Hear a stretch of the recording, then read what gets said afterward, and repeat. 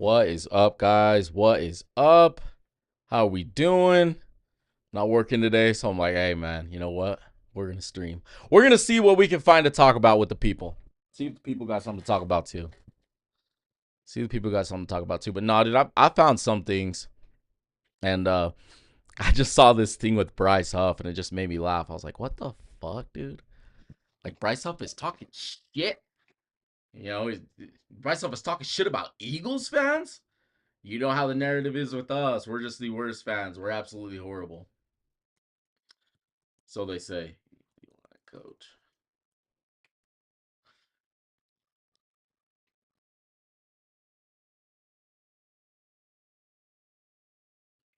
Come on, Bryce.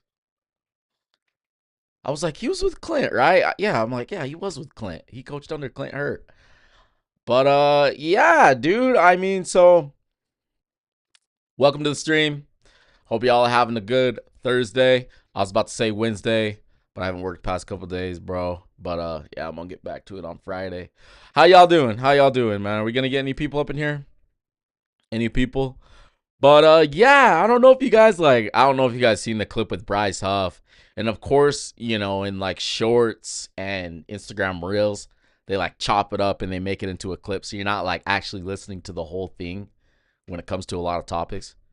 And that's something right there. Like, bro, like if you're listening to something, you see somebody say something, make sure you listen to the full interview before you assume that somebody's like saying something if there's more context behind it. But you know how that is. Like, anytime anybody's ever accused about something, they're like, "There's the context. There's more context to the question." It's not always like that though. Sometimes, kind of what they're saying in those clips, every now and then, not always, because a lot of the time there is more to it. But sometimes with those clips, man, what you're seeing and what they're saying, it matches.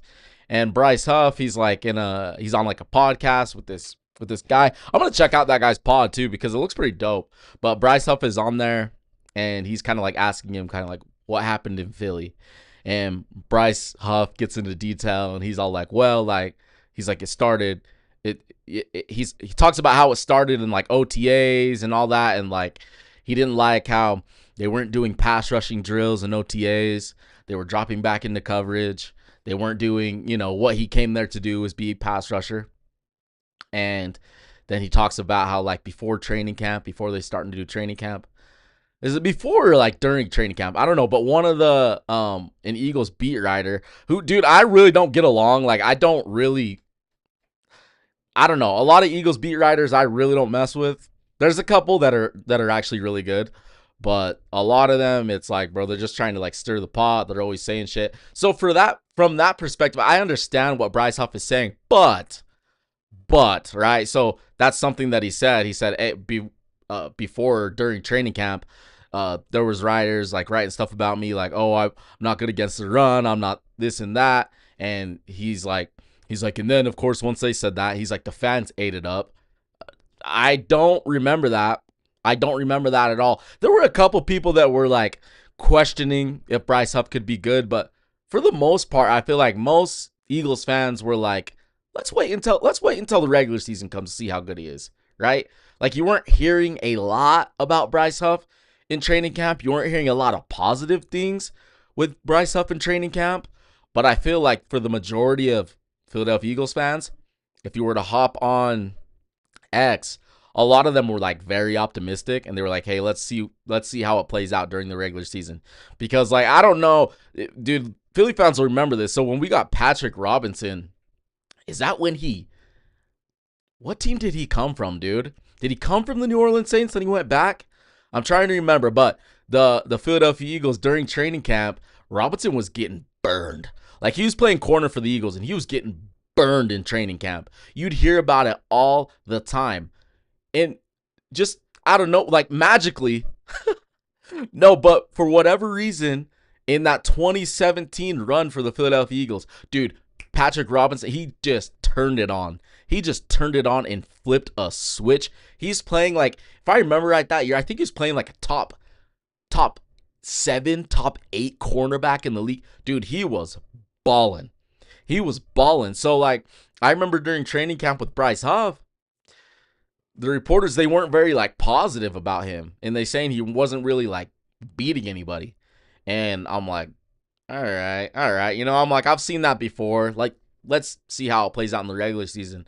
We get into the regular season with Bryce Huff, and you got to remember, the Eagles gave him, what was it, like a $50 million contract or some shit? Let me look that up. How much did the Eagles pay Bryce Huff? How much? Because I gotta remember how much they paid him. Yeah, they gave him a 3-year, $51.1 million deal. So they paid him good money. 3-year deal. And I remember, you know, this past season, well, not this past season, but the 2025 run. Um, the first 4 weeks you could just see it. The first 4 weeks you could just see it, dude. And they like show like replays of Bryce. He was like slipping, like a lot of the tackles were like anchoring him. He just really wasn't getting a good pass rush, and it was like, ooh, oh man, we might be in trouble. You know, it's like, we might actually be in trouble, guys. My dog gonna lay down.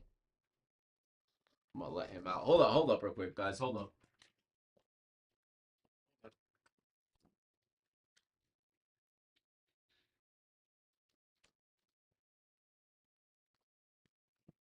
All right, I'm back. I'm back. But no, I remember the first 4 weeks with Bryce Huff.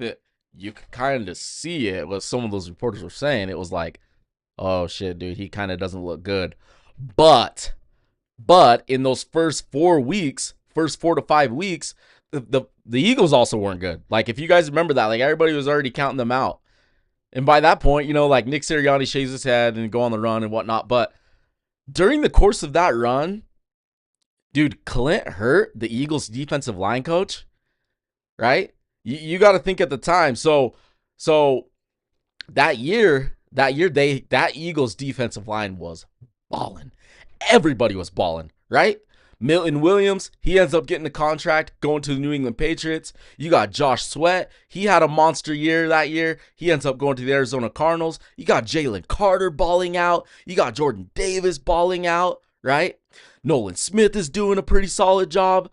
And they bring in that year. Do we have Mario Jomo?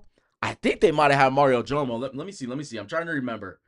People are like, you ain't an Eagles fan. I'm just trying to remember, dude. Because let me see. Mario Jomo's going into his 3rd year. And yes, I'm pretty sure he was. He was there that year. Because, let me see. 2025 Eagles NFL draft. Because they got Mario Jomo in the later round, but they also got Jalix Hunt in the 3rd round, right? So this Eagles defensive line was deep as hell that year, dude. 2025 Eagles draft. And that's the part that was crazy to me. Not the 2024 draft, my bad. Because it was the 2024 year. Gotta go back. Yeah, my bad, my bad. The 2024 draft, not 2025, my bad. Because that's the year Philly went to the Super Bowl. But yeah, dude. So that's the year they got Q, they got Coop, they got freaking Jalix Hunt, and dude, did they not? Do we not have Mario Jomo? Maybe we didn't have Mario Jomo. My bad. I apologize. But Mario Jomo is another player who Clint Hurt would go on to develop in the trenches of this Philadelphia Eagles defensive line. So there's a lot of people on this line throughout the years that have had a lot of success under Hurt and under Vic Fangio. And so you have you have Bryce Huff on the team, and it's like, dude, what is wrong with this dude? You know what I mean? Like, why isn't he having a lot of success? And I'm gonna look up one more thing real quick, because I just want to be sure. Like, I want to like fact check myself. So I'm like getting the years mixed up. We're like drafting players, dude. Yeah, okay, yeah, we did have Mario Jomo. Jomo. The Eagles went to the Super Bowl versus Kansas City. I was right, dude. I was second guessing myself. They had Mario Jomo. They had Jalen Carter. They had Jordan Davis. They had a rookie Jalix Hunt. Dude, like, oh my God, bro. They were so deep. They were so deep. Like, let's look at the Eagles defensive line that year. I'm just trying to remember off the top of my head on a live. Like, obviously I know, but I just can't think off the top of my head. 2024 was D line, just so I don't forget anybody. But Let's see who was on the line that year. Yeah, dude. Jalen Carter, just like I said it. Jalen Carter, Jordan Davis, Mario Jomo in the middle. Josh Sweat, Nolan Smith, Jalix Hunt, and then you got Bryce Huff. Dude, that Eagles defensive line was eating. Everybody on that defensive line was eating that year. But for whatever reason, Bryce Huff wasn't. And I remember Bryce Huff, like he said, he got hurt versus the Giants. He hurt his wrist. And he was out for a period of time. And when he came back, by that time, it was like the young guys, Nolan and Jalix, they just took over. They did. And we just never really saw Bryce Huff all that much, dude. And at that point, it was like the Eagles are going to get rid of him in the offseason, you know? And that's what happened. They ended up trading him to San Francisco 49ers. And, you know, like on the pod, he's basically talking about it. And he's like, the guys all trying to ask questions. He's like, I don't really want to get into it, but it was weird. It was weird once I got back. And there's just other things he's talking about. It's just like, oh, this is weird. The fans and the way they latched onto this, it was weird. And you know, I'm not in the building. I wasn't in the situation, so I don't really know what Bryce Huff went through. But the fact that a young Jalix Hunt in his rookie year was a monster that year. I mean, he didn't go out and have like a crazy year. He didn't. But he showed signs of being a good pass rusher. And for Bryce Huff in that year, I just never saw it, dude. I just never saw it. And some people, you know, they'll be like, I remember when we traded him from to the San Francisco 49ers. I say we, as if I'm part of the organization. I'm an Eagles fan. But when the Eagles traded him to the Niners, I remember people were like, oh, well, he'll have a lot more success there. He's a better scheme fit. He's back with Robert Saleh. He'll be good. And he did have success. Like he did. He did have success. What was it, on the back end of the season with the San Francisco 49ers? Because how many sacks did he end up with there? Let me see. Bryce Huff stats. I just remember on the back end of the season he was actually playing good. So yeah, in the the back end of the season for the Niners, dude, he had a total, by the end of the year, he had a total of like 4 sacks. So he was balling for the San Francisco 49ers. And their pass rush was atrocious. Like, aside from Bryce Huff, it was so bad. And I mean, there was even stretches where Bryce Huff was non-existent with the San Francisco 49ers. And just like we heard in the Eagles camp, just like we heard in the Philadelphia Eagles training camp, the same beat writer, like all of them with the San Francisco 49ers, they basically say the same thing. Like, you would just never hear Bryce Huff's name in training camp. Now, I don't think he's a bad player. And I don't have anything against Bryce Huff. But, dude, I'm going to stand up for you if he's sitting here talking shit, saying how our fans, you know, the fact that he, like, kind of just, like, threw our fans in there, I was like, come on, man. Like, our fans had nothing to do with your performance out on that football field. They're not. Like, we had nothing to do with that. And, you know, I've seen other people talk about it. Like, oh, you know, the Eagles fans are arrogant. They're this and that. I'm like, dude, I'm telling you right now. That year, Eagles fans, even with the beat writers talking, they were very optimistic of Bryce Huff. Yes, there was a couple Debbie Downers off of the writers talking about him, but like, people were optimistic. And, you know, he didn't end up, wasn't that good at the first of the season. He ended up getting hurt, you know, and people were like, oh man, well, I guess we just like kind of like wasted money on Bryce Huff. But I didn't see a lot of like negativity. I didn't see a lot of people hella talking shit on Bryce Huff. It was just like, oh yeah, it's looking like that's not going to work out. But we have, you know, all these other young players on the defensive line, so it didn't really matter. And that, I feel like that was the overall like attitude. Like, I don't feel like people were hella talking shit on Bryce Huff. Now, when he was traded away from the Philadelphia Eagles to the San Francisco 49ers, and I remember he said like a couple things. Like, he didn't say anything crazy, but I don't know. If I remember, I kind of felt like there was a couple like jabs towards like the fan base and the Eagles organization as a whole. And I was just like, that's where our fans will go after you. And our fans, they do go overboard. Like the whole like Kevin Patullo throwing eggs at his house and shit. Like, I'm not getting behind that, bro. But you know, our fans are very passionate. Do they go overboard sometimes? Yes. Have I seen other fan bases go overboard as well? Absolutely. And people will downgrade that shit and just run with the narrative that Philadelphia Eagles fans are bad. And I'm just like, whatever, dude. And it's, you know, in this time and age, that's what people do. If there's a running narrative, even if there's a bunch of really cool fans who talk a little smack, dude, people just run with that and call us all trash. So I'm just like, whatever. But the way it came off from Bryce Huff, you see Eagles fans saying like, oh, he blamed the Eagles fans. He didn't really blame Eagles fans, but the way he said it, talking about us fans, it was like a jab. I don't really know how to describe it. Like, even, I don't know. We'll see if AJ later on down the line, if he says more things about Eagles fans and this and that. I don't really know if AJ will, though. Especially him having the success he did, dude. And there's still a lot of people with the Eagles that still love AJ, even though it didn't go down the way we liked it. And I mean, I'm a sour Eagles fan as it comes to AJ Brown. I just didn't really like the way it went down. I don't like the way he like was talking, acting, and especially when he got the Patriots. I wasn't feeling that, bro. I was like, damn, you acting like you were playing with a really bad team, even though you got a Super Bowl ring. But yeah, dude, Bryce Huff, what is he, retired now? He's not even like on a team. He's not even with the Niners. I don't know. It just felt like a jab. Just the way I saw it, dude, it honestly felt like a jab towards us fans for fucking no reason at all. I was like, this shit's lame as fuck, dude. Shit's lame as hell. See how many people we got in here. We only got one viewer so far.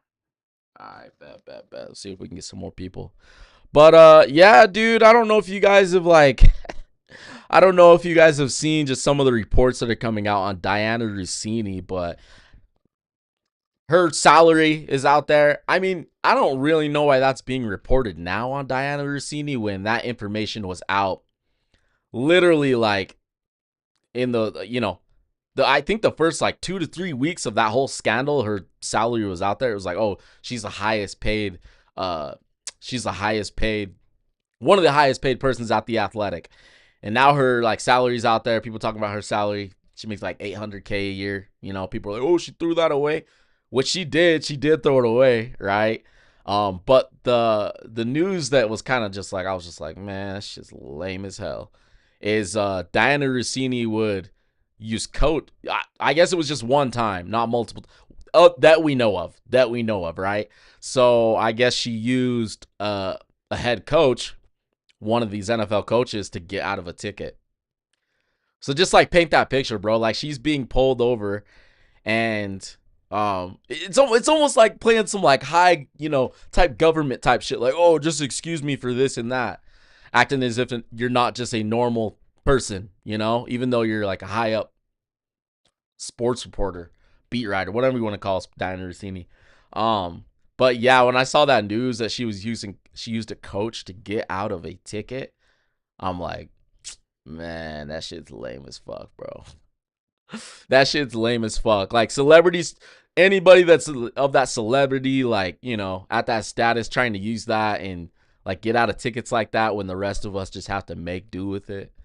Cop gives us a ticket, pull us over, it's like, sorry, officer, da-da-da-da. Oh, hey, just slow down a little bit, but I'm going to give you this ticket for going 10 to 15 over. I'm just like thinking of a scenario with like Diana Rossini. She knows she's fucked. She knows she has to pay with her $800K salary. So it's not like she can't pay it. That's what's like just baffling to me.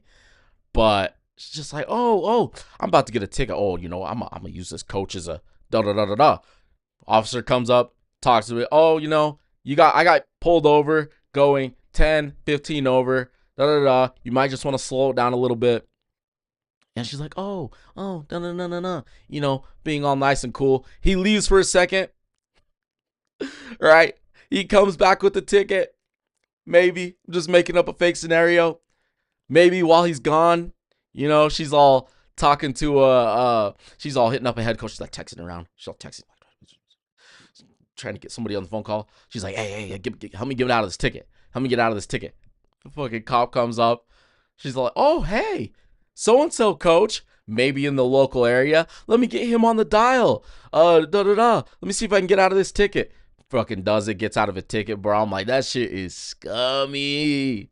That shit's scummy. Like, there's just this Diana Rossini, Mike Vrabel situation. I know it's died down, But just like I've been seeing, if she goes and talks somewhere and is saying a little bit right before the, start of the season or at the first of the season, halfway point, just like I've been seeing around, if the New England Patriots struggle this year, given that their schedule is much tougher than it was last year, if they struggle and if for whatever reason she just decides to drop a bombshell, decides to come out and talk, or along with that, the Athletic and whoever else is like trying to whip out some stuff, they're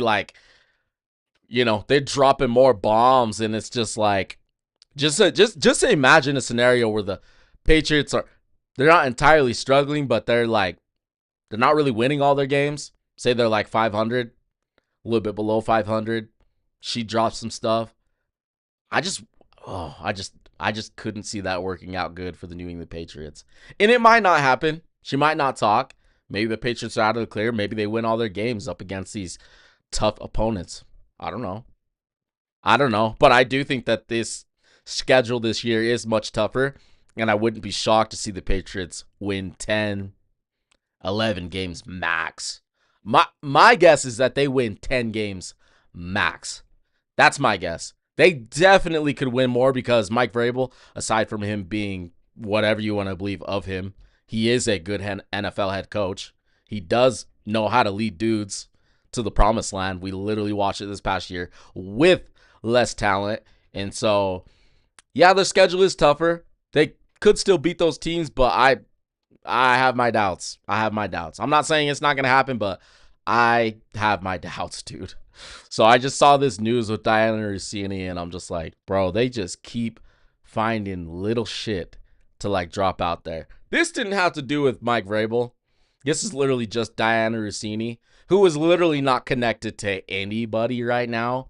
So we're basically just bagging on her at this point. But I saw that, I found it a little bit interesting, and I was like, oh man. I'm like, is it ever gonna end? Because I'd like to think it would die down, but it just feels like there's just always something small that's always dropping on that situation. And I feel like there are people out there that honestly want to bury those two, just keep talking shit. And I'm like, I hope nothing else comes out that's just really bad for Mike Vrabel. All right, man, moving on. So with this whole Ayuk situation, he keeps dropping stuff on social media all the time, saying how the San Francisco 49ers should release him. He wants to go play at the Commanders. He's like homies with Jaden Daniels, And I watched Acho in their podcast, and I watched Shaydy talk about it. And Shaydy basically said, right, he's just basically like, you know what? I'm happy for Ayuk. I'm glad Ayuk's doing this. Kind of stick it to the owners, this and that, da-da-da-da-da. I'm slightly with Shaydy, 5%. But at the same time, I'm like, come on, man. I'm like, they paid him what he wanted. They did. They paid him what he wanted. And, how much did they pay Brandon Ayuk, dude? Because, let me see. Brandon Ayuk contract. Because I remember people were like, holy shit. Let's see. Yeah, he signed that year after the Super Bowl. He signed a 4-year, $120 million contract, $760 million in guarantees. And fuck, dude, that's a lot of money. That's a lot of money, man. I mean, so they invested into him. So Shady's saying, oh, stick it to the owners, this and that. I'm like, I don't really understand that, because it's like, dude, they already paid him. They already took care of him. He already has the insurance that a lot of athletes hold out for. He had that. And yes, I understand. Things got weird. And honestly, this is where it goes to Sherm, right? This is where it goes to Richard Sherman. So Shaydy said that about the Ayuk situation. And Richard Sherman had, his part to say about it. And Richard Sherman said that this stemmed all the way back to the Super Bowl versus Kansas City. And this is something that I mentioned in a previous video, and it's something that I heard from somebody in the San Francisco 49ers one of their media members, dude, like what somebody that writes on the Niners. I remember them talking about this, and they said how it stemmed back. It felt like it stemmed back all the way to the Super Bowl. Then hearing Richard Sherman say that, saying that it goes back all the way to the Super Bowl, and Sherman basically said exactly what I said in the video, dude. He's got more insight than me. He's literally in the locker. He knows these players, right? Like he knows the players. He knows the San Francisco 49ers. Him saying that it stems all the way back to the Super Bowl and it's going back to basically Brandon Ayuk. You got to remember that year. He had a really good year, dude. He had a career year. They get to the Super Bowl, and like Richard Sherman said, and I don't think of this on site, right? But like when it comes to these teams that have a ton of talent, like Richard Sherman said, there's only one ball. There's one ball. And in that Super Bowl, they fed it to Christian McCaffrey and they fed it to Deebo Samuel. Those were like the two main offensive guys. And for me, I was like, why are you guys giving the ball to Ayuk? Like, why are you throwing the ball to Brandon Ayuk with Trent McDuffie literally locking this dude down? Throw to somebody else, dude. And of course, they got Kittle. They just got a lot of dudes on that team. They had Jawan Jennings. But I understand. Okay, I understand Brandon Ayuk feeling some type of way from that Super Bowl. Not being included. I get that. I'm sure a lot of wide receivers would feel that way. But I'm like I said, like Sherm said, there's a lot of mouths to feed. Yes, was Ayuk open a lot in that Super Bowl? He was. And so if I were to guess, I bet you he feels some type of way towards Brock. He feels some type of way towards Kyle Shanahan and some of those other guys in that building. So I kind of get why he's a little bit sour, dude. But on the other hand, you see how I'm like flip-flopping? Because there's so many points in this situation. We get into the offseason, he's holding out. They fucking pay him all that money. They pay him 120 M's, bro. 120 M's, 76 million guaranteed. And then he ends up getting his contract voided. Things are weird. You know, San Francisco's they're wanting to trade him. There's kind of, and people are like, damn, they're holding him hostage. I'm like, they kind of am, but he's popping off. Is some of it mental? Maybe with Brandon Ayuk, but I'm like, dude, they took care of you. You didn't want to show up. You don't want to be there. What else are they supposed to do? And for you to come back into the league, what is it? He's gonna have to like reinstate, isn't he?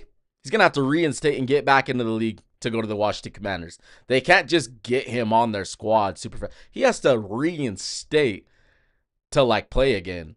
And so I thought Sherman, like the way Richard Sherman was explaining it, you guys should really go check out that video, because the way Shaydy explains it and the way Richard Sherman explains it are two entirely different things. Because Sherman comes from like both sides of it, and Shady's is just like, yo, got to stick it to these owners. And I'm like, nah, dude, I think Rich, being a guy that's like knows the players, kind of in the building, he knows more.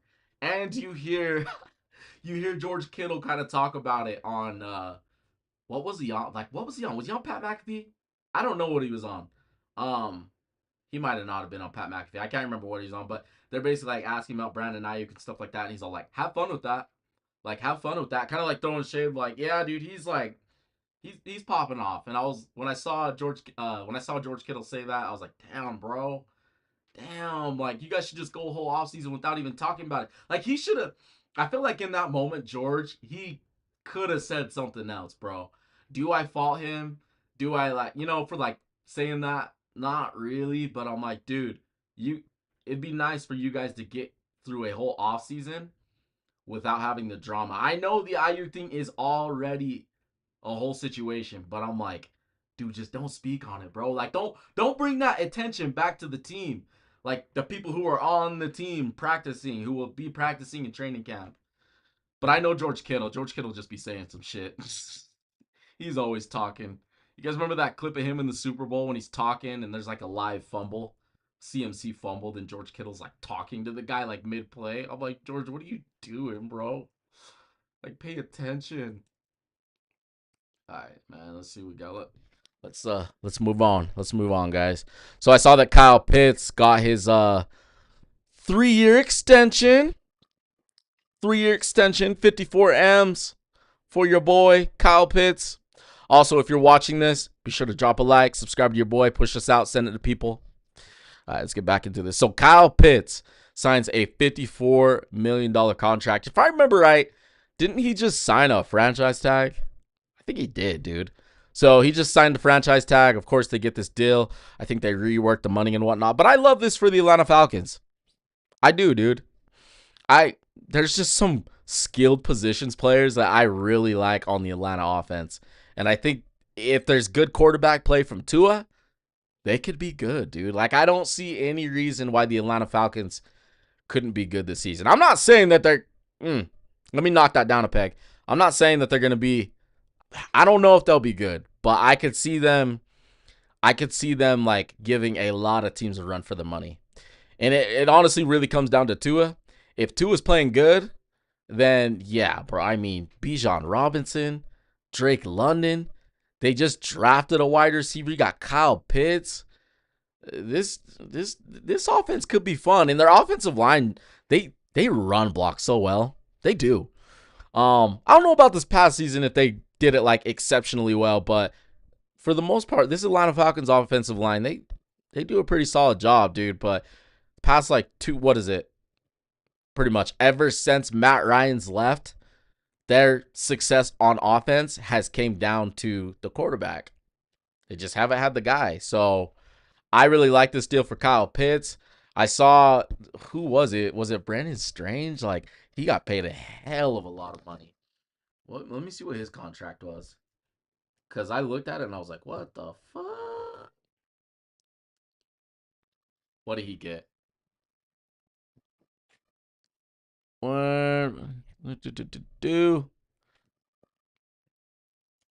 Contract. How much was it? Come on, Google, show me.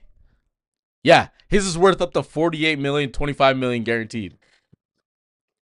I'm like, I still feel like that's an overpay for him. But Kyle Pitts, a guy who was showing a lot of potential, and he kind of balled out this year, I'm like, that's a good deal. That's a good deal. I just don't know about freaking the Atlanta Falcons in their division. Their division is just such a question mark to me. You know what I mean? I'm like, I don't know who's gonna take the NFC South. I don't know. Like, if you guys are in here, who do you guys think could take the NFC South? Because I really don't know. I'm gonna have to like come up with something, right, for like a video later, but I'm having a hard time deciding who I think will take the NFC South in the end. All right, man. Next thing, moving on. Terrion Arnold facing possible life in prison. Like, holy shit. And I read up on this, and I've also heard people talk about it. What I've gotten from it, and correct me if I'm wrong, but what I've gotten from it, people were like robbing Terrion Arnold, right? And I see like the kidnapping charges. Like, I'm confused because every time I read this, I'm so confused as to what the fuck happened. Like, they robbed him and then Terrion Arnold like kidnapped them or something, held them captive. I'm like, what? Allegedly. Like, I'm just confused on this story. But I guess Terrion Arnold, he accused and blamed the wrong people. And so that's why he's being charged with what he's being charged with. Like, it was the wrong people, man. Whatever he got mixed up with, whatever he was doing, it was the wrong people. And I'm like, wow. Because I remember a family member sent me this, and they were just kind of like, oh, yeah, he kind of got back at the people that were breaking into his house and this and that. But, dude, if he's facing possible life in prison, and what did I see, like 7 felony charges or something like that? Allegedly? Bro, I'm like, what happened? I know we're going to get more details. I know we'll get more details. But the fact that he's facing, like, possible life in prison. And I remember after this drop, dude, I think I watched the podcast with him and Pat.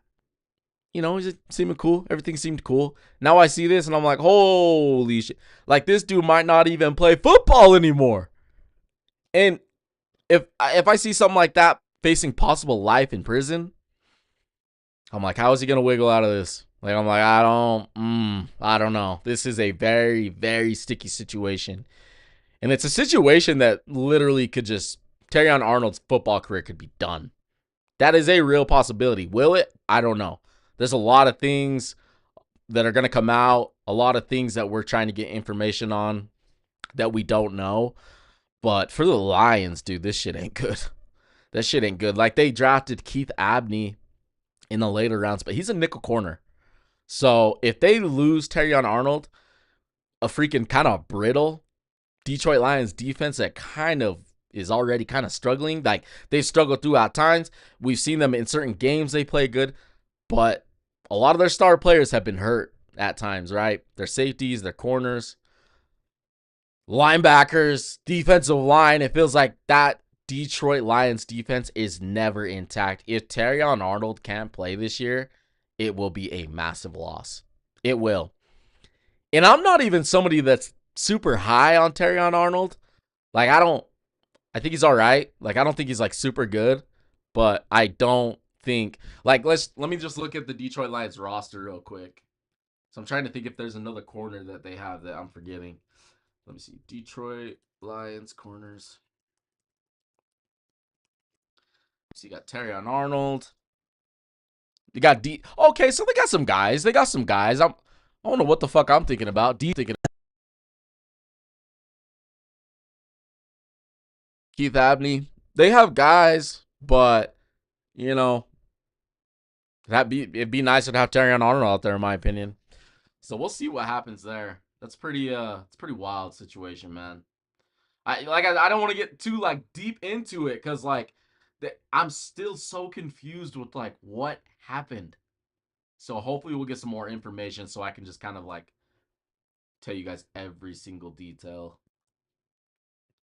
All right, I don't know if you guys saw this, but this was days ago, so I'm like late to the party. But Dak Prescott, the media were like asking him. He's basically like, "Oh yeah," he's like, "I promise Quinnen Williams, I'll get him to the playoffs. He just has to help me once we get there." And I'm like, "What?" I'm like, "Dak, what did you just say? What do you mean him help you?" Yes, of course, the defense. Okay, you know what? Now that I'm like actually talking about this, I think that's what Dak is saying. He's saying like, I just need help from the defense. Like, need the defense to be better this year. He's saying it in a nice, polite way. Well, the other side of me is like, what do you mean, Dak? Like, yeah, him help you when you guys get there, but I'm like, what? Why is it, dude? Why do the Dallas Cowboys do this? Why do they do this? And I saw Acho say this on his pod, and I thought the same exact thing. Why is it that when the Dallas Cowboys get good hype, people are thinking there's good potential with their team, right? Every time the Dallas Cowboys are in a really good situation and people are like, this is a team that looks like they could go the distance. And then a player, Dak, Jerry, somebody, they say something stupid. Like, oh yeah. And I'll give them this. This is the one time I haven't seen them say like Super Bowl going all the way. Dak just said minimum playoffs. But I'm like, you got to get there first, bro. You got to get there first, right? The playoffs are no guarantee. So I'm like, why are you promising him the freaking playoffs? Like, why is it every time this Dallas Cowboys team under Jerry, they get hype, they look good, they go out there and talk? Because I feel like the second they start talking, that's when I'm like, oh yeah, yeah, there's a good chance that this shit is not happening. And I understand the other side of it, right? Like, if the media, if they're going to be asking Dak Prescott questions, it's not like he's going to go out there and say something stupid, Like, going to go, oh yeah, we're not going to be good. But I'm like, all right, man. I'm like, there's a roundabout way you could go. There's a way you can go about it to kind of like, get to the point of like, oh yeah, I think we're gonna be pretty good this year. I'm feeling good. Da da da da da da da da da. You could just say other things. You don't have to say promises of anything. Every time Dak does this, it never works out well for the Dallas Cowboys. And I don't even like the Dallas Cowboys. I'm an Eagles fan. But I think Dak is good. I know a lot of people don't think Dak is good. I think he's good. I think the Dallas Cowboys offense is good. I think if their defense balls out this year, they will be good. But I'm like, bro, just shut up and get that work in and wait till week 1. Stop talking. Don't even talk about it. You know? I feel like there's a roundabout way these players can go about saying something in specific, promising, oh yeah, we're going to get to the Super Bowl. That's not what Dak did.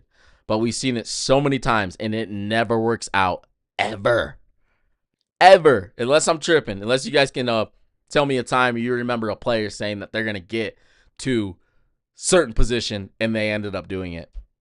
But I don't know, bro. I saw that, and I was like, come on. Dak, just stay quiet, bro. Stay quiet. Yeah, man. I don't know. That's all I got for you guys today.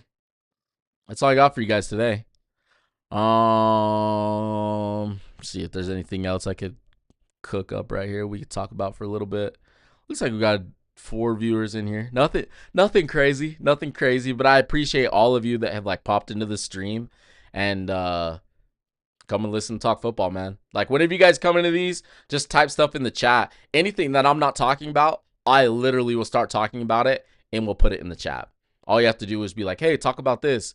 Can we talk about this? And I'll see if we can squeeze it in the streams. Hopefully, one day, if and when we get more subscribers, this chat will just be popping, right? We'll just be talking about so many things for like hour and a half, 2-hour stream, bro.